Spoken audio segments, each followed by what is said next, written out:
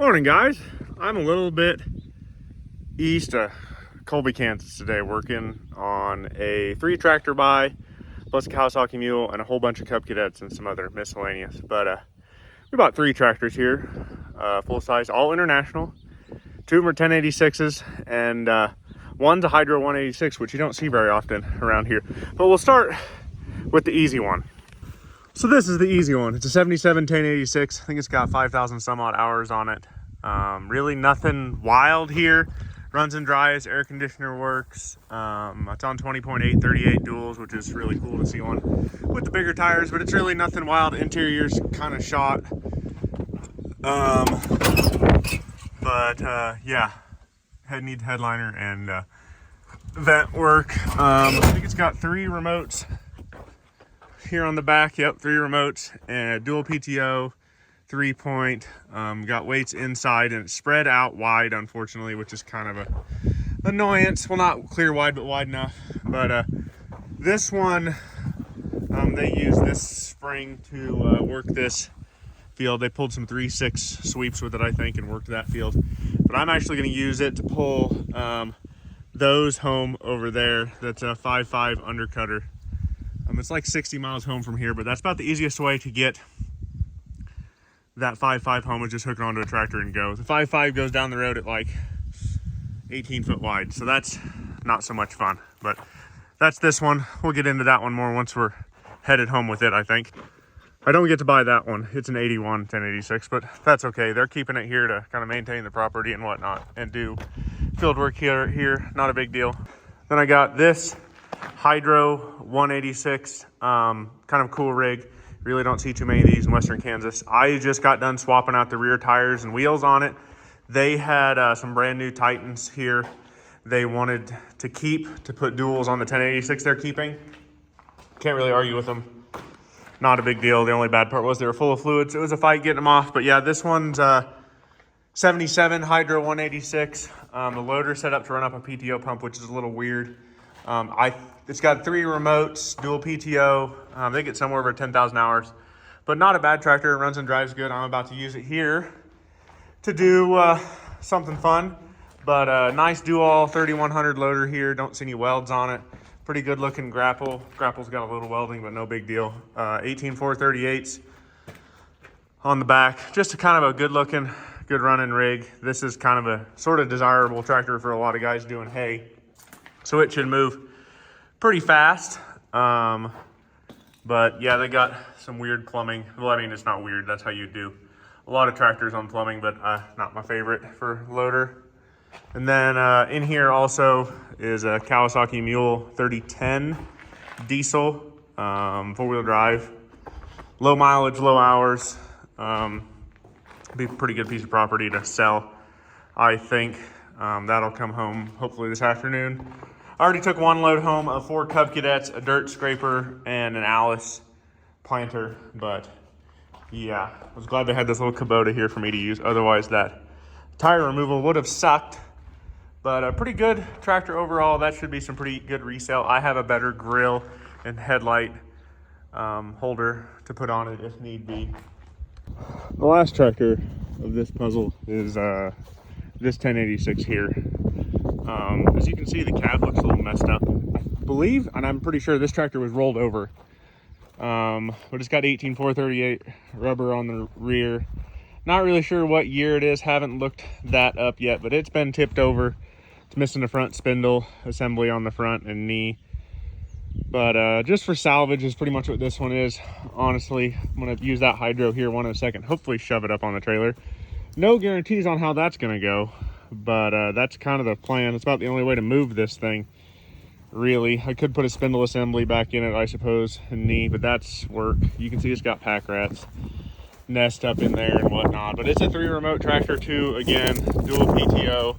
Like, it's got some good salvage parts here. It's got the 3-point assembly, which fits a lot of tractors. So yeah, just this one's rough. I don't know the story on how it got tipped over. It's kind of whatever to me, but we're gonna grab that Hydro back in here and try to lift up on the front end of this one and see where we end up. I don't know.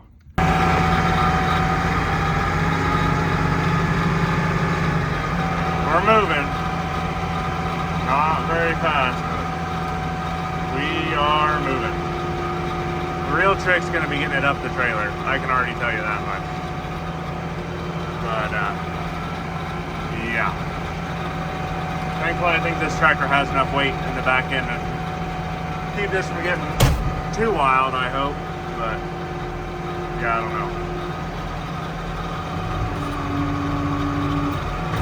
We'll see how this goes, I suppose. This is just questionable altogether. I gotta stop here. I'm gonna block that front end up so I can get chain tighter to the tractor so I have better pull. Yeah, there's not enough weight on the back end of this tractor, unfortunately. Probably should have done this before I changed the rear tires, but yeah. I gotta get rid of those duals off this because they're keeping them for that.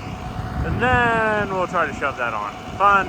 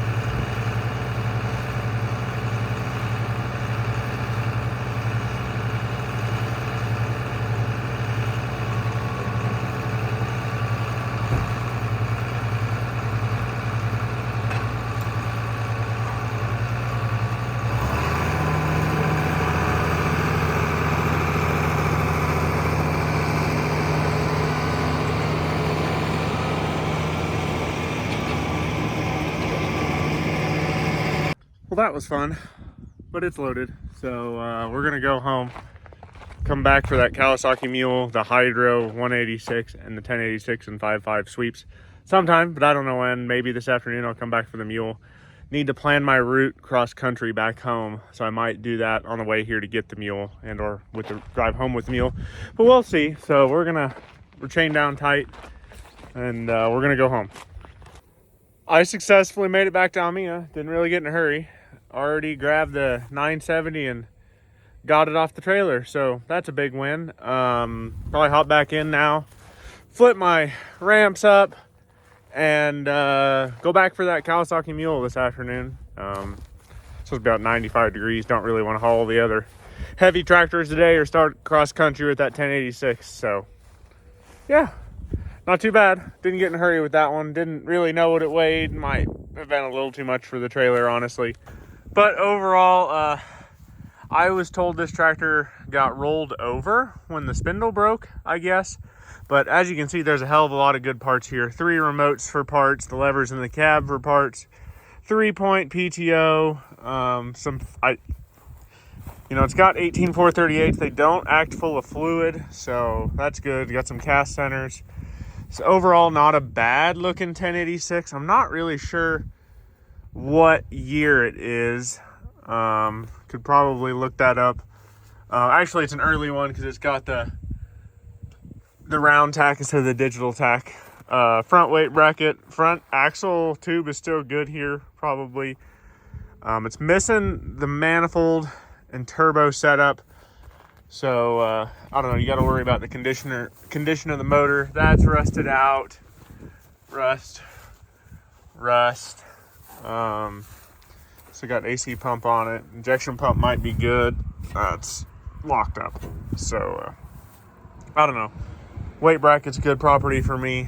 Seat suspension, if it's mechanical, is worth a little bit somewhere underneath that pack rat nest. But yeah, overall, some good parts here. Fuel tank's worth something. Yeah, so good parts. This will be the first 86 series I've parted out. I've parted out a lot of 06 and 56 series stuff. That was the first 66 series parts tractor. With the hole, has a hole in the block. And then this will be the first 86 series. Well, I made it back, found my way cross country. There's some jogging around in there, around sections and stuff like that, but there's no way I have to go any extra distance. But there's gonna be 3/4 mile. That's pretty tight with 5.5 sweep. But other than that, it's pretty good route the whole way. But we'll hopefully get that done tomorrow or Friday morning. But it's gonna be an interesting drive. But I'm back, loaded up this really nice Kawasaki Mule. Not entirely sure what year it is. I bet it was sold new in Norton at Norton Sports Center. I bet Curtis and Deb sold it new. That's where we get all our Yamaha and Kawasaki stuff. It's got a cab on it. Seen some age. They siliconed the doors back together on each side. It's really nice, really clean. Says 1,700 miles there. I bet that's probably original, and then 602 hours. Really nice diesel Curtis cab.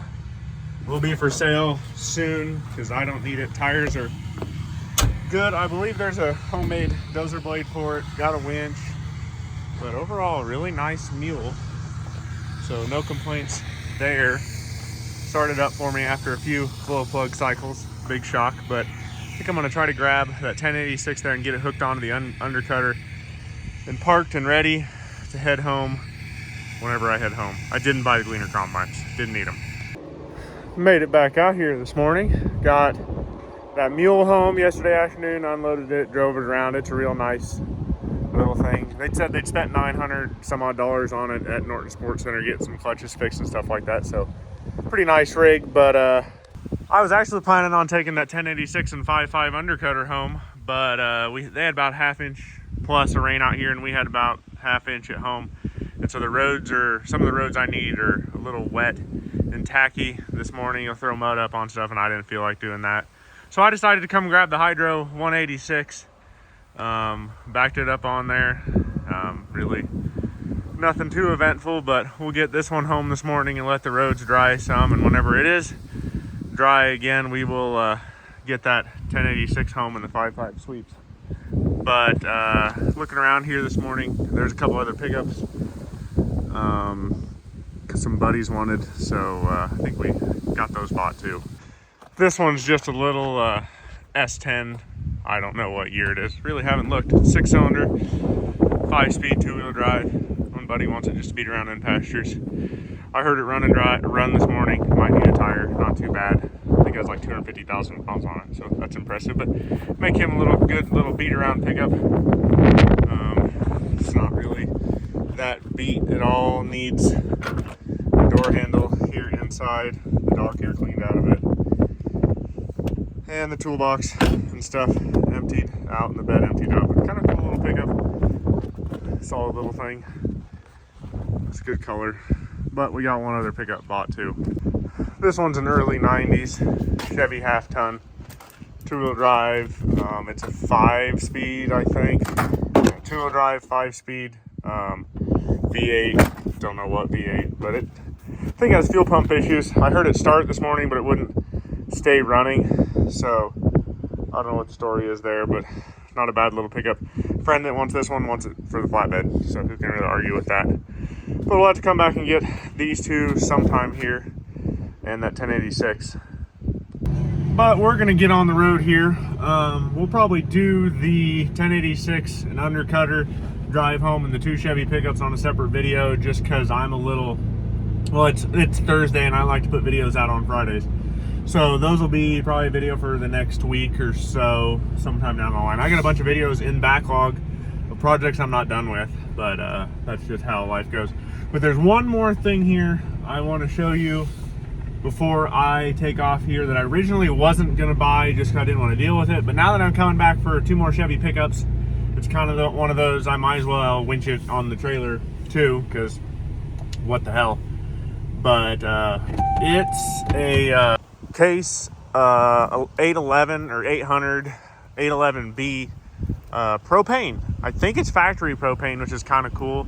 I don't know if the motor's stuck, don't really know anything about that. It's got a pack rat nest up around the fan and radiator and stuff, so I can't really get in there to crank it over. But it looks like it's mostly here. Kind of a cool little rig. I'm probably not going to get much for it because it's not worth much. But if I'm coming back for an S10, I just will winch this up on the trailer and pull the S10 up behind, honestly. And I guess the grill screen is laying here for it, right there. That's missing off the front, so that's good. Also throw that up on the floor pan. But yeah, it's a Case, a Matic. I can see that already just sitting here looking at the pedals and stuff on it. Really not a giant Case-O-Matic fan, but I actually bought 3 Case-O-Matics from this guy last year. So I learned all about Case-O-Matics right before I started YouTube. I was out here doing this stuff last year. But yeah, not too bad. I think the tires will hold there and winch on as long as it rolls. Shouldn't be too big of an ordeal. But yeah, there's your Case 811B. Gauges on these are really cool. This one reads 4,800, 32 hours, I think. These are a lot cooler when they're nicer. It's got the Eagle hitch there on the back. Looks like 1 remote. I'd assume it has power steering, but I don't honestly know. I actually bought an 800 from this guy that had been restored last year. It was a diesel. It ended up in Edmond, Kansas, so not too far from me. And then I bought 2 830s, 1 row crop, 1 standard, both diesel Case-O-Matics with loaders, with cabs, with some really interesting wiring. They were fun tractors. But yeah, this one will probably winch on with an S10 here later. But for now, I'm gonna head this hydro home and get unloaded. Really nothing too wild there, just an hour drive home. And I'll unload and get this video edited together and get put together for you guys. But that's it for this one, guys. Please like, share, subscribe. The last couple videos have been doing really well with the John Deere tractors for some reason. I'm really not a John Deere guy, but the videos do well, so what are you gonna do about it? But that's it for this one, guys. Please like, share, subscribe. I'm on all the social medias as at Team Monty IH. You guys go drag something out of the weeds and get it running.